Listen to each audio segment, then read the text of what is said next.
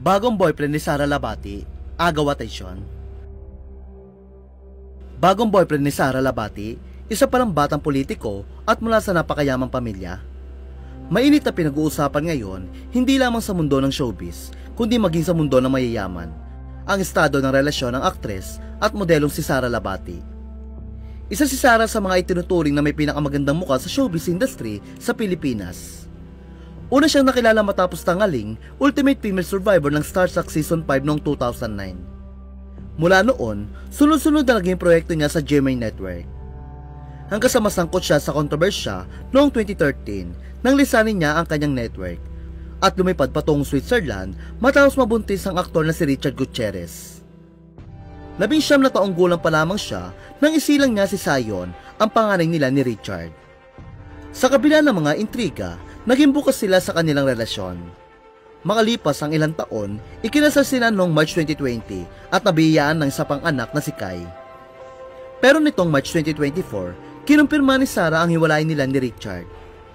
Samantala, lingid sa kaalaman ng marami ay nakahanap na umano ng bagong pag-ibig si Sara, sa katauhan nga ng first-time congressman na si Marty Romualdez. Si Marty ay isa sa mga anak ni na House Speaker Martin Romualdez at tingog party list representative Yeda Marie Romualdez at mamangkin ni Pangulong Bongbong Marcos. Bago pasukin ng politika, kilala si Marty bilang isang pribadong individual, sa kabila ng kapangyarihan at impluwensya ng kanyang pamilya. Ilang taon din siyang nanirahan at nag-aral sa Amerika. Samantala, base nga sa ulat ng veteran showbiz columnist na si Salvi Asis ang Philstar, di umano'y magkarelasyon na nga sina Sara at Congressman Marty. Ayon pa raw sa isang reliable source, swerte si Sara kay Congressman Marty dahil matalino, gwapo at mayaman ito.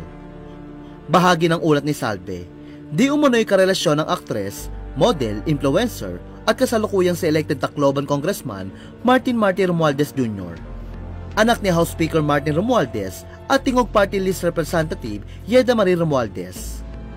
Ayon sa isang reliable source, ang swerte ni Sara dahil matalino, gwapo at mayaman si Congressman Marty na nag-aral sa Amerika at dating konsehal sa Tacloban. Samantala, ayon din sa source, mas pinipili raw nila Sara at Congressman Marty na panatiling pribado ang kanilang relasyon, kaya hindi nila ito isinasa publiko. Wala naman daw problema dahil kahit hindi pa tuloy na papawalang bisa ang kasal nila Sara at Richard, bukas naman umano sila sa pagkakaroon ng kanya-kanyang relasyon. Base rin sa ilang ulat, single rin si Congressman Marty, na huling nakarelasyon ang anak ng bilyonaryong sina Inigo at Marie Cris Sobel na sina Rocio Sobel, na mula sa ultra-rich Sobel de Ayala family.